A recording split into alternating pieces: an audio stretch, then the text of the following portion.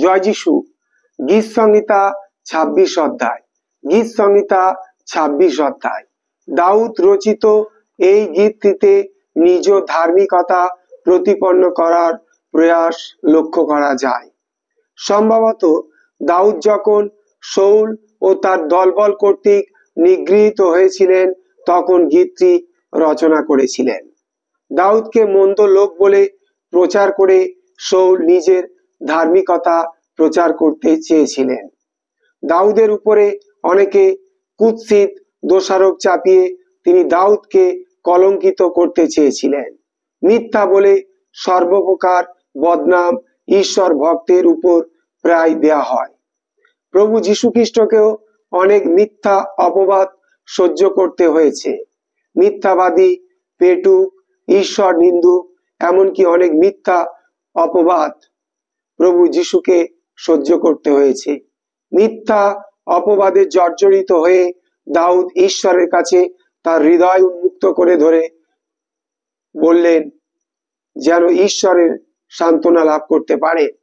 মিথ্যা অপবাদে জর্জরিত হয়ে দাউদ ঈশ্বরের কাছে তার হৃদয় উন্মুক্ত করে ধরলেন যেন ঈশ্বরের সান্ত্বনা লাভ করতে পারেন।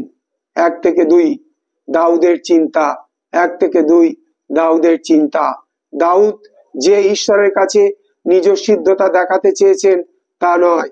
দাউদ ঈশ্বরের কাছে এই বিচার চেয়েছেন যে শাউল যে অভিযোগে তাকে অভিযুক্ত করেছে সে অভিযোগ থেকে দাউদ মুক্ত। শাউল ও তার দলবল তার নামে যে দুর্নাম রটনা করেছে তা মিথ্যা। রাজা শাউলের কাছে দাউদ বিচার চাইতে পারেন না, কারণ শাউল তার প্রতিপক্ষ।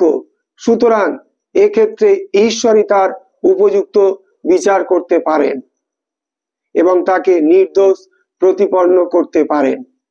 জগৎ আমাদের মিথ্যা বলে অপবাদ করলে বা নির্যাতন করলে আমাদের দুঃখার্ত হবার কারণ নাই, কারণ আগে হোক বা পরে হোক ঈশ্বর আমাদের পক্ষে দাঁড়াবেন এবং সাক্ষ্য প্রদান করবেন। দাউদ ঈশ্বরের কাছে আহ্বান করলেন যেন ঈশ্বর দাউদকে পরীক্ষা করে দেখেন। একমাত্র ঈশ্বরই মানুষের অন্তর আর হৃদয় পরীক্ষা করতে পারেন, কারণ ঈশ্বর অন্তর্যামী, তিনি অন্তরের পরীক্ষক।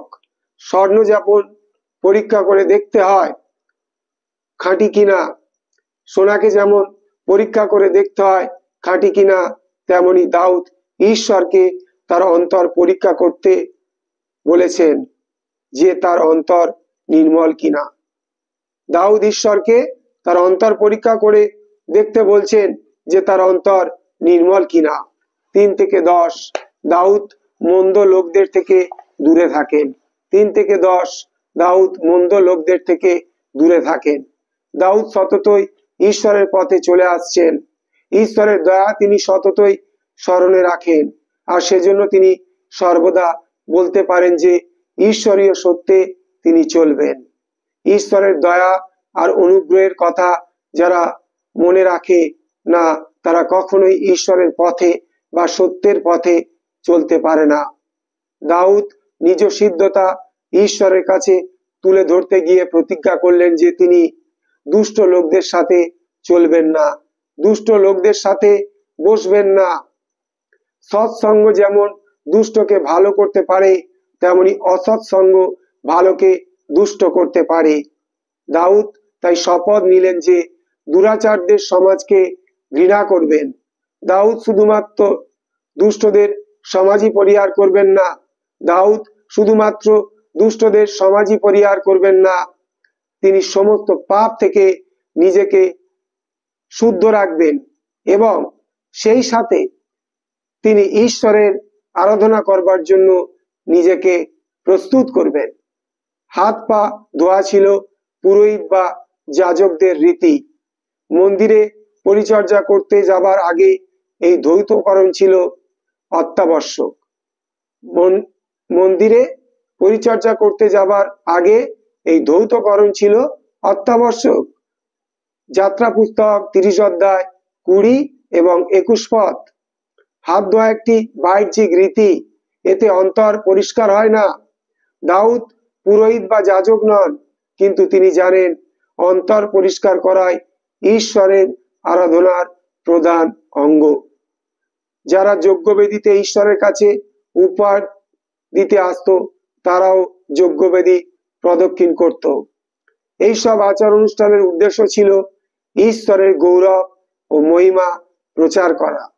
ঈশ্বরের আরাধনা করার অন্যতম উদ্দেশ্য হলো জনগণের কাছে ঈশ্বরের মহিমা প্রকাশ করা ও প্রচার করা।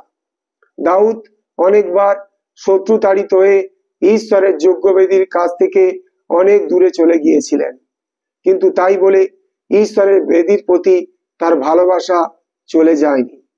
তিনি দূর থেকে ঈশ্বরের বেদীর কথা মনে করতেন এবং ভাবতেন কখন তিনি আবার ঈশ্বরের বেদীর কাছে যেতে পারবেন এবং তার আরাধনা করতে পারবেন। প্রভু যীশু খ্রিস্ট ঈশ্বরের গৃহকে ভালোবাসতেন এবং পিতার গৌরবের জন্য কাজ করেছিলেন। প্রভু যীশু খ্রিস্ট ঈশ্বরের গৃহকে ভালোবাসতেন এবং পিতার গৌরবের জন্য কাজ করেছিলেন। ঈশ্বরের গৃহকে ভালোবাসা অর্থ ঈশ্বরকে ভালোবাসা। ঈশ্বরের গৃহকে ভালোবাসার অর্থ ঈশ্বরকে ভালোবাসা। ঈশ্বরকে ভালোবাসার অর্থ ঈশ্বরের গৌরবের জন্য কাজ করা। ঈশ্বরের প্রতি দাউদের এই ভালোবাসা দেখাবার পর, ঈশ্বরের কাছে নিজ নির্দোষিতা তুলে ধরার পর তিনি ঈশ্বরের কাছে আবেদন রাখলেন যেন এই দুষ্টদের সাথে তার প্রাণ বিনষ্ট না হয়। এই দুষ্টরা অত্যন্ত হতভাগ্য, এদের মতো হতভাগ্য লোক আর হতে পারে না। মন্দতা, রক্তপাত ও সর্বপ্রকার মন্দতায় তাদের জীবন পরিপূর্ণ। এমন মন্দতাপূর্ণ লোকদের হাতে যেন তিনি মৃত্যুবরণ না করেন। এই দুষ্টগণের সাথে যেন তাকে গণিত করা না হয়।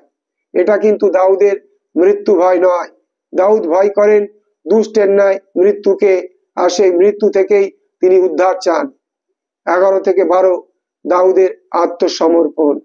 11 থেকে 12 পদ দাউদের আত্মসমর্পণ।